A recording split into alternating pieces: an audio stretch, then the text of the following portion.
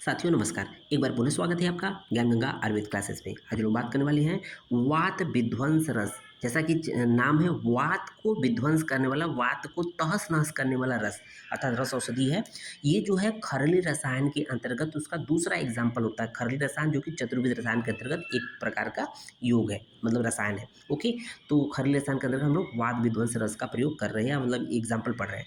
तो यहाँ सबसे पहले देखेंगे ये रेफरेंस किसके अंतर्गत है, योग रत्नाकर के अंतर्गत है।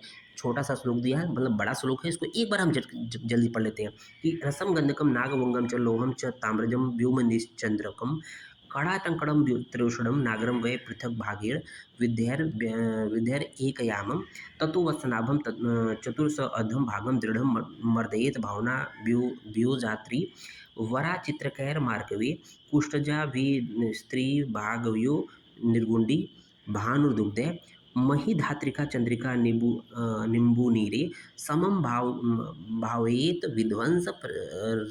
विध्वंसनो द्रव्यम।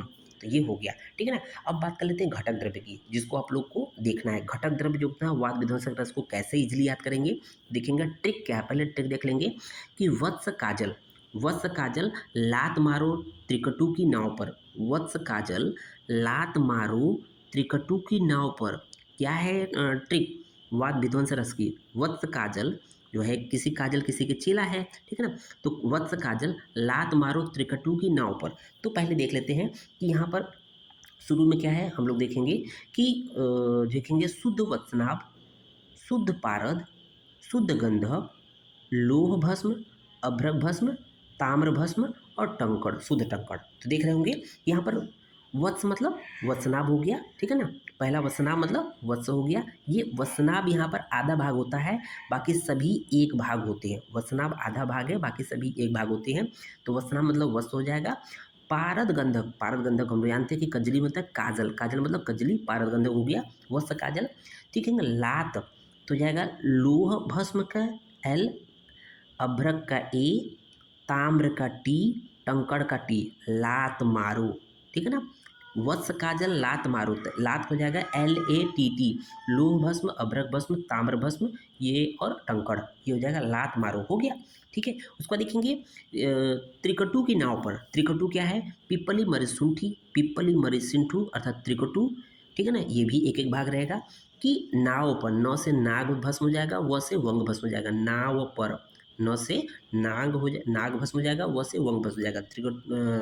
वत्स काजल लात मारो त्रिकटु की नाव पर। तो इस तरह से सब कुछ एक भाग है, सिवाय वह शुद्ध वसनाभ के आधा भाग होता है। अब देखेंगे कि इसमें भावना द्रव्य क्या होती है। भावना द्रव्य इंपॉर्टेंट होती है।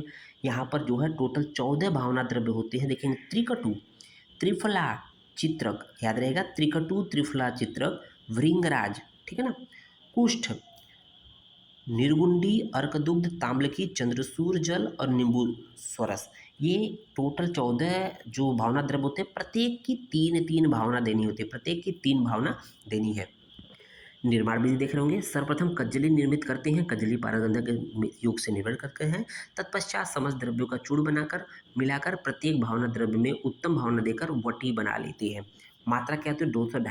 250 मिलीग्राम अर्थात 2 रत्ती के प्रयोग करते हैं। अनुपान जो होती है शहद या मधु होता है।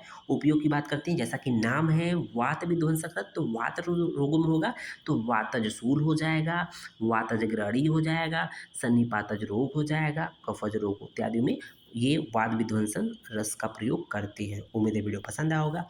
धन्यवाद।